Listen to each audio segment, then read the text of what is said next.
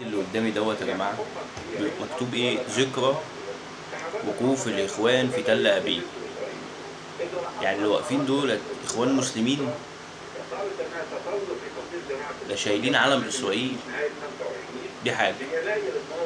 طب اتنين، أنا مش شايف مثلا أي علامة مميزة تدل على إنهم الإخوان. دي كده كمان واحدة. تمام. حاجة تاني بقى، انا شايف ان اليوفط اللي هم رافعينها مش رافعينها عشان الاخوان المسلمين في مصر مضطهدين، ولا بيقولوا ان احنا مضطهدين، بس انا شايفهم واقفين عشان غزة. وبعدين اصلا يعني انا في مصريين موجودين داخل اسرائيل شغالين هناك وعايشين، مصريين. انا طبعا مش قادر يعني، بس انا مش عارف يعني دولت مثلا، انت متاكد ان هم في حزب الاخوان المسلمين؟ هو حزب الاخوان المسلمين دوت يا جماعه يعني مثلا في مصر بس، ولا على مستوى الوطن العربي؟ بس انا مش شايفه مثلا غير في مصر. تمام. مش شايفه في اي حته تانية. في تركيا حزب اسمه الاخوان، بس انا عرفت ان هو ملوش علاقه بالاخوان اللي في مصر اصلا. في ممكن كلام مثلا منهم سياسيين زي يعني احزاب، ممكن يحصل كلام بسبب ان الاخوان كانوا بيهربوا مثلا لتركيا، لكن انا عارف ان هم بيشتغلوا بعض الحريه والعداله اللي بره ده مش تبعهم. بس المظاهره دي انا مستغرب بصراحه، يعني انا مش شايف اي علامه. هل دوت مثلا تعليمات، ولا برضه طلع اخوان واحد عبيط منهم مثلا؟ هم انا شايفهم عبط عزيز من اللي هم عملوه.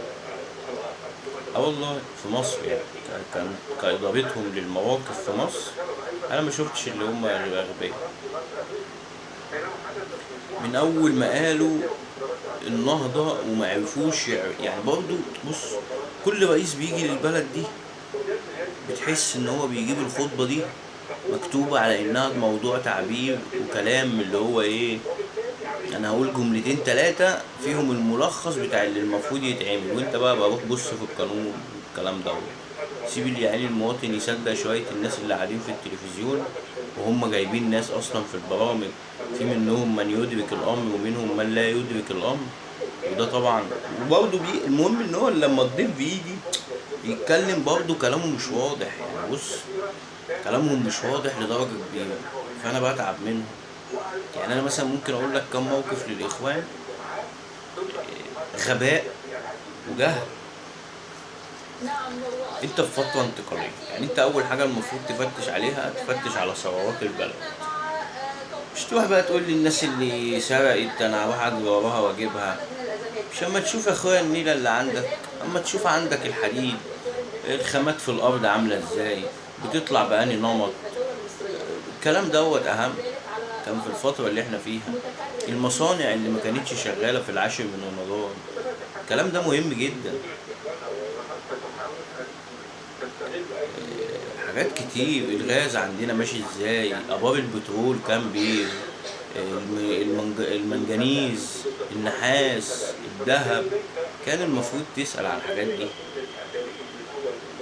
في المية يوم الأولى ليك كأي رئيس دخل البلد، أو أي رئيس حول العالم. المفروض اللي أنت بتحصي لازم يبقى عندك ملف لكل مورد في البلد، موارد طبيعية، مش موارد مش موارد لسه صناعية. ده انت اهم حاجة عندك الموارد الطبيعية، وبعد كده تصنيعها، تبص على تصنيعها، هل بنصنع منها المواد بتاعتنا دي ولا لا، وهكذا وهكذا. طب السجل المدني الشهر العقاري ليه مش متصل مثلا مع وزارة الإسكان ووزارة الري ووزارة المرافق، اللي هي وزارة المرافق، الري والكهرباء والغاز والكلام ده كله. في اندماج بيحصل مع الشهر العقاري والوزارات عندنا في البلد، الكلام ده مش موجود، واستعلامات وحاجات وأنظمة كده المفروض تندمج مع بعضها مش موجودة. دي حاجة. الحاجة التانية بقى، هو مش ما كانش مدرك يعني ايه الشعب. مش هم دخلوا، انا ما اعرفش هم ضربوها ازاي بصراحه، يعني انا ما شفتش ليهم اي ملف مثلا خدوه عملوا فيه انجاز، الا ملف اللي هو التموين، اللي هو باسم عودة وراح صرف للناس ومش عارف ايه والأنبوبة، وقعدوا يقول لك احنا واحنا واحنا. يا حبيبي انت خدت البلد زي ما هي، انت ما عملتش أي حاجة. يعني جيب لي يا سيدي مشروع واحد الإخوان وقفوا وقالوا احنا هنبدأ المشروع ده وهنطور المشروع ده وأنا أقف معاك. انتوا كنتوا شغالين غلط. دي حاجة. الحاجة التانية، البلد راحت مننا في ايد ناس هم برضه من مصر، مش جايبينهم من بره، مش مستوردينهم، يعني ما كانش احتلال. بس المشكلة ان الثقافة والتعليم بتاع القوات المسلحة في ظل الظروف اللي احنا بنعيشها على مدى التاريخ كانت كلها عبارة عن استشارات أجنبية وسلاح أجنبي. فاحنا أصبحنا بنتتبع الأوامر. فهو انت اما تمسك كتاب بتاع دولة فاسدة بقالها مثلا 200-300 سنة فساد من ايام الملك، وبعد كده تاخدها من الملك فتعمل انت كتاب، فالكتاب ده يكون مش مظبوط قوي، او يكون بثقافة فرنسية قديمة، وتيجي تشتغل بيه فبيطلع لك نواتج غلط وبيطلع عليك سلبيات.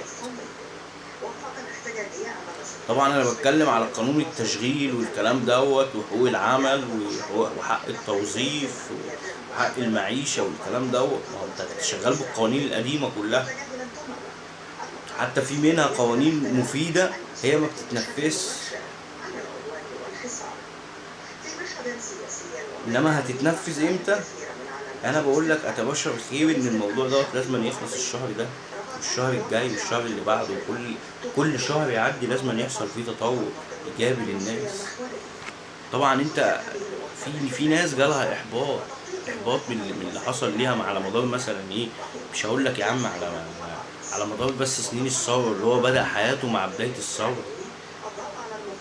ده انت هتكت عرضه ده خلاص كده، حول لا ولا قوة، وبقى قاعد عمال شايف تشاش، عارف ان العمر هيجري بيه، بس هو قاعد ايه، اه مستني يشوفك هتعمل ايه. خلاص، ما هو انت مديله ايه، انت مديله حسبة ان هو عشان يقف على رجله مثلا ويتحرك خطوة واحدة للأمام، ان هو يجيب شقة بس محتاج له فيها من 7 سنين ل10 سنين. عشان يتجوز ويفرشها ويعمل فرح ويعمل ايه محتاج له 6 سنين او 5 سنين. تمام. فانت كده خدت، عايز من عمره كام؟ قلنا 7 وايه يعني 15 سنة. طب انت ضيعت منه مثلا ايه، ما يقرب من 10 سنين، 15 سنة داخله في 10 سنين او 12 سنة. طب 12 سنة هنقول السنتين الصغار ما كانش فيهم خالص بقى. 12 سنة 12 سنة دولت انت بقى عايزه يعيش تاني 15 سنة عليهم، فيبقى عمل 28 سنة في عمر بداية عمره، ويكمل يعيش عادي اكن سيادتك ما عملتش اي حاجة. ده غلط. لا حد عرف يجيب ملف حضرتك بتقول فيه انجازات. طب تقدر تديلي ايه الانجازات وايه المكاسب اللي حصلت منها؟ طب ايه، انا عايز تجيب لي حضرتك كده حاجه في البلد يتقال عليها انجاز بجد. يعني حضرتك هيديها لك كده، الطرق في مصر خلصت وبقت 100 الاكتفاء الزراعي اتعمل، الاكتفاء الصناعي اتعمل، الاكتفاء السلاح والكلام دوت موجود. عندنا اكتفاء ان احنا ما نشتريش سلاح من بره، عندنا اكتفاء ان احنا ما نشتريش تليفونات من بره، عندنا اكتفاء ان احنا ما نشتريش تلفزيونات من بره، عندنا اكتفاء ان احنا ما نشتريش غسالات من بره، عندنا اكتفاء لاي حاجه ممكن تتخيلها. فين الانجاز؟ مفيش اصلا انجاز. فراشة وصلي صلي ويلا نسقف شوية عشان ايه، نبسط الناس ونقضيها هتافات. نتقابل تاني.